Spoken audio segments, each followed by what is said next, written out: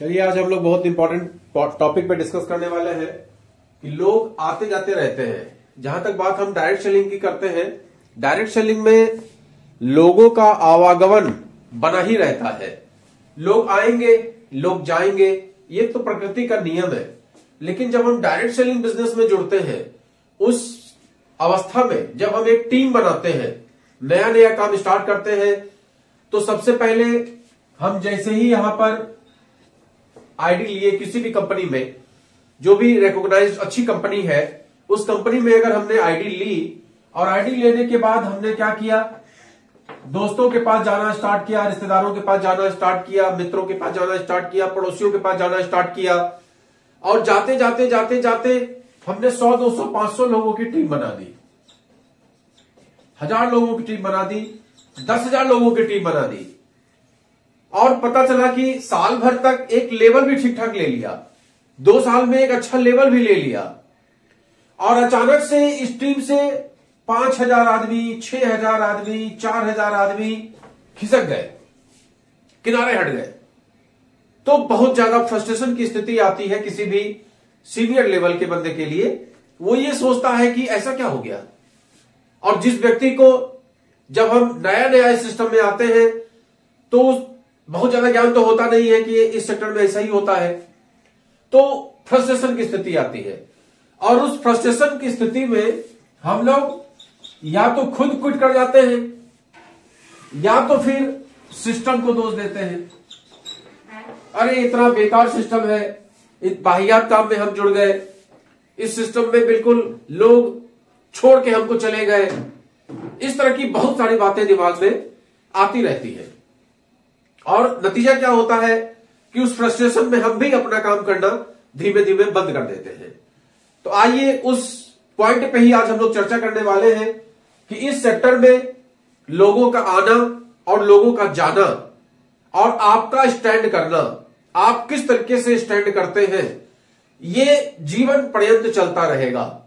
आप अगर सोचें कि आपके जो मित्र आ गए, जो आपके दोस्त आ गए, जो आपके रिश्तेदार आ गए, जो आपके पड़ोसी आ गए, आपके इन्फ्लुएंस में आ गए, इसमें से किसी व्यक्ति ने भी कंपनी को ज्वाइन नहीं किया, कंपनी को किसी ने ज्वाइन नहीं किया, सबने आपको ज्वाइन किया, सबने हमको देख के ज्वाइनिंग ली। मेरे रिश्तेदारों ने हमको देख के ज्वाइनिंग ली, मेरे मित्रों ने हमको देख के ज्वाइनिंग ली, मेरे मिलने वालों ने हमको देख के ज्वाइनिंग ली, मेरे पड़ोसियों ने हमको देख के ज्वाइनिंग ली। इसमें से किसी भी व्यक्ति ने कंपनी के साथ ज्वाइनिंग नहीं ली। अब यह प्रश्न आपको बड़ा अटपटा लग रहा होगा कि जुड़ते तो वो लोग कंपनी से ही हैं, फिर कंपनी में ज्वाइनिंग क्यों नहीं ली। तो उसका कारण क्या होता है कि उसमें से अगर आपने 1,000 लोगों की टीम बनाई है, इसमें से क्या कोई ऐसा व्यक्ति है जिसने कंपनी को देखकर आपसे अप्रोच किया हो कि सर आप इस कंपनी में बहुत अच्छा काम कर रहे हैं, लिहाजा मैं आपके साथ काम करना चाहता हूं। नहीं, हर व्यक्ति को आपने अप्रोच किया, आपने उससे संपर्क किया कि भाई मेरे पास एक अच्छा प्लान है, मैं तेरे को ये प्लान दिखाना चाहता हूं, भाई मेरे पास एक अच्छा प्रोडक्ट है, मैं आपको ये बताना चाहता हूं, भाई मेरे पास एक अच्छा सिस्टम है, मैं आपके साथ शेयर करना चाहता हूं। तो वो आपके गुडविल को देखकर उस कंपनी से जुड़ जाता है। तो बीच में कौन है? आप, न कि बीच में है कंपनी। कंपनी आप, और आपको देखकर वो लोग आए। अब उसमें से जो लीडरशिप क्वालिटी वाले लोग होते हैं, जिनके अंदर लीडरशिप क्वालिटी डेवलप हो जाती है, जो उस कंपनी में अपना भविष्य देखने लगते हैं, वो उस कंपनी से टिक के रह जाते हैं। और जिन लोगों को उस कंपनी में अपना भविष्य नजर नहीं आता है, उनको यह लगता है कि हम जो पुराना काम कर रहे थे वो हमारा पुराना काम ही ठीक है, तो वो उसी तरीके से पुनर्मूसिको भव हो जाते हैं। जिस तरीके से एक साधु के पास एक कहानी आपने सुनी होगी, पुनर्मूसिको भव, फिर से चूहा हो जाओ। तो जब चूहे को साधु ने शेर बना दिया तो वो शेर उन्हीं को खाने लगा, लिहाजा उन्होंने क्या किया, पुनर्मूसिको भव, फिर से चूहे हो जाओ।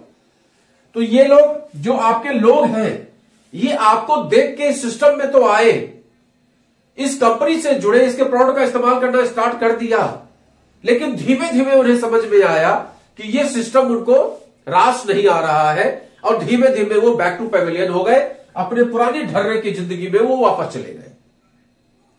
इसमें से कुछ लोग, चूंकि इस समय आप देख रहे होंगे कि तमाम कंपनियां कुकुरमुत्ते के छत्ते टाइप से मार्केट में टहल रही हैं।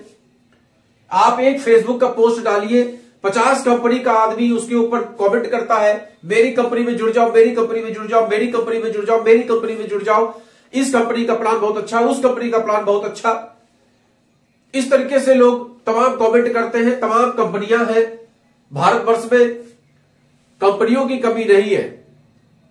जो गवर्नमेंट की ढिलाई है, जो गवर्नमेंट के नॉर्म्स बहुत अच्छे नहीं आ पा रहे हैं, उसकी वजह से कंपनियों की यहां बाढ़ है।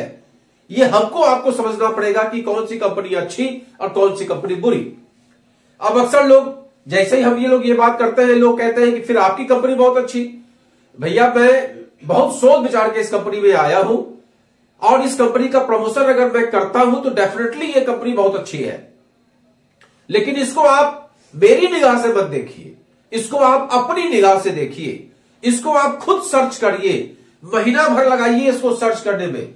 ज्यादा हो तो लुधियाना चले जाइए, ज्यादा हो तो हरिद्वार चले जाइए, जाकर इसकी फैक्ट्री देखिए, इसके हेड ऑफिस देखिए, इसके लीडर से मिलिए, इसका मेगा आयुर्वेदिक केंद्र देखिए, इसके प्रोडक्ट का इस्तेमाल करिए।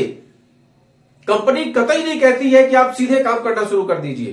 पहले आप जांचिए, परखिए, और अगर आपको ऐसा लगता है कि इस सिस्टम में आप काम कर सकते हैं तो आप इसमें आइए, और नहीं तो अपना यूजर बन के भी आप इसमें रह सकते हैं। जब समझ में आ जाए तब करिएगा। तो यहां कुछ लोग, जिसको सिस्टम समझ में नहीं आएगा, जिसको प्रोडक्ट समझ में नहीं आएगा, जिसको आप नहीं समझ में आएंगे, जिसको कि आपका व्यक्तित्व नहीं समझ में आएगा, धीमे धीमे आपको छोड़ के हटता जाएगा। और कुछ लोग जो हटेंगे वो दूसरी कंपनी की तरफ अट्रैक्ट होके रंभा और मेनका की तरफ चले जाएंगे, रंभा और मेनका की तरफ चले जाएंगे। तो अपने को क्या करना है, न इनकी परवाह करनी है और न उनकी परवाह करनी है। अपने को इस सिस्टम में उसी तरीके से पैर जमा के रखना है जिस तरीके से अंगद ने रावण की सभा में पैर जमा दिया था कि नहीं, अब मेरे पैर को हिला के देखा दो, मैं चला जाता हूं वापस, पूरी राम जी की सेना वापस चली जाएगी। इतना उसके पास कॉन्फिडेंस था कि राम जी के पूरी सेना का उसने जिम्मा ले लिया कि इस पैर को हिला के दिखा दो, मैं चला जाऊंगा, मेरी पूरी सेना चली जाएगी, राम जी मेरी बात मान लेंगे। सोचिए, उस अंगद के पैर का एग्जाम्पल इसलिए दिया जाता है क्योंकि उसके अंदर कॉन्फिडेंस था। सेम एज आप, हो सकता है लोग आपको छोड़ के जा रहे हो सकता है लोग दूसरी कंपनी में जा रहे हो, लेकिन अगर आप इस सिस्टम में स्टैंड कर जाते हैं, इस सिस्टम में आप सरवाइव कर जाते हैं, इस सिस्टम में आप अपने पैर को अंगद के पैर के तरीके, जबरदस्त तरीके से एकदम जमा के रखते हैं, तो आप समझ लीजिए कि आगे आने वाला भविष्य आपका ही सुखमय होने वाला है। आने वाले समय में लोग आपको ही देख के कहने वाले हैं कि मैं जानता था एक दिन तुम कुछ करके रहोगे।